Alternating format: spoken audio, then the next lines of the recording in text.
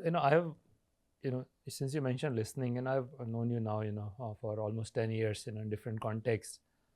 And you come across as a leader, very calm and thoughtful. Is that, or at least that's the persona I have seen. I have not been in the, meetings with you.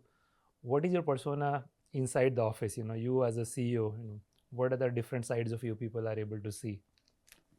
Wow, that's, I wonder if my teams have a similar assessment. I think I am as human and as vulnerable as any of us is. I don't think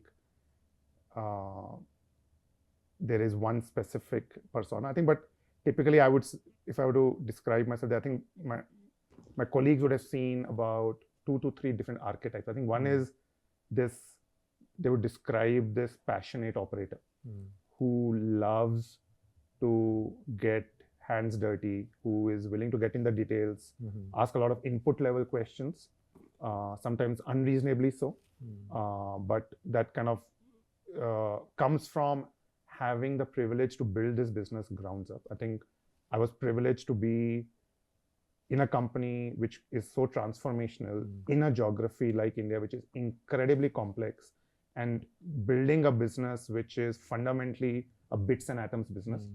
You can't choose to just operate at a surface level. You have to operate at the ground level, get your hands dirty. Each trip is different. So when I say if you do 1 billion trips a year, that's 2 billion unique combinations of human interactions happening. Many of them are magical, but some of them actually can go wrong. Then how do you deal with this? How do you create a process for it which works out? So I think that is probably where my core passion for as an operator comes. I think the second is truly about, my teams would describe me as a second and a third order thinker. My better half would also describe me as that, and that has both its joys and challenges, you would imagine.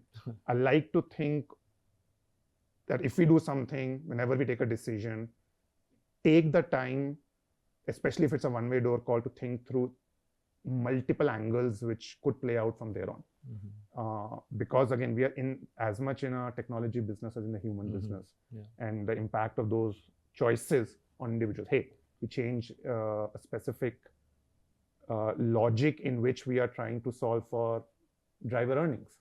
Now, that will impact a certain drivers in a certain way. How will that impact their behavior? How will they impact their sentiment? What will they do for the choices they will make downstream? That's still a more linear one, but now start overlaying elements around competition, regulation, consumer sentiment, and the uncertainty gets super interesting. So I think that's where I get my joy out of. And third is really around, I do obsess about metrics, which I think almost to a fault, which gives me a little bit of a sense of, if you're not measuring something, you're truly not able to then move the needle. I think, but I'm also increasingly, as I grow as a leader, I'm beginning to trust my instinct beyond data a lot more.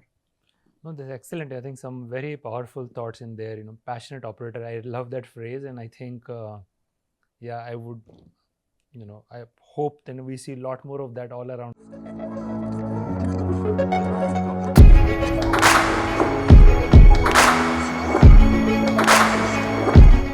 At SparX, we aim to bring to you stories of exponential impact.